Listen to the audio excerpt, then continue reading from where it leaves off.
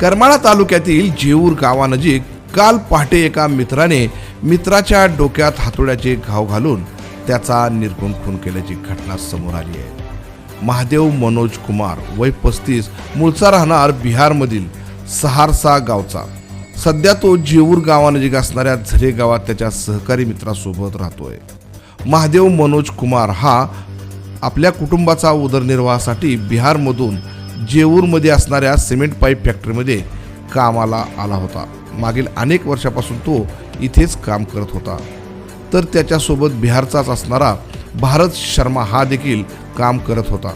दोघेही चांगले मित्र होते आणि दोघेही एकाच खोलीत राहत होते.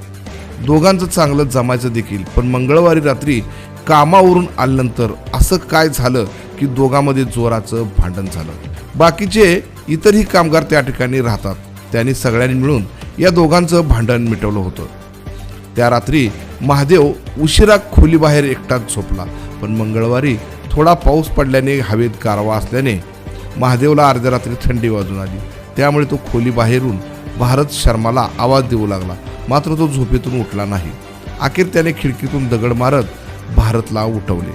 झोपेतून उठवल्याने त्याचा राग अनावर झाला. आधीच रात्रीचा राग त्याच्या डोक्यात आणि परत अर्ध्या रात्री उठवल्याने पुन्हा दोघात बाचाबाची सुरू झाली. तेव्हा रागाच्या भरात भारत शर्माने जवळच पडलेला मोठा हातोडा उचलला आणि त्याच्या डोक्यात एकामागे एक असे जोराचे प्रहार केले. महादेवच्या किंचाळण्याच्या आवाजाने बाकीचे कामगार जागे झाले. तेव्हा महादेव रक्ताच्या थारोळ्यात पडला होता. त्यावेळी इतर कामगारांनी त्याला लगेच जेऊरमधील शासकीय रुग्णालयात दाखल केले. मात्र संबंधित डॉक्टरांनी त्याची प्रकृती गंभीर असल्याने त्याला सोलापूरला नेण्यास सांगितले. मात्र सोलापूरला पोहोचण्यापूर्वीच त्याचा जीव गेला. सोलापूरच्या शासकीय रुग्णालयात जाताच डॉक्टरांनी त्याला तपासून मृत घोषित केले. तेव्हा सिव्हिल चौकीत त्याची नोंद होऊन हा गुन्हा दाखल होण्याची प्रक्रिया जेऊर पोलीस स्टेशनमध्ये सुरू असल्याचं समजतं आहे.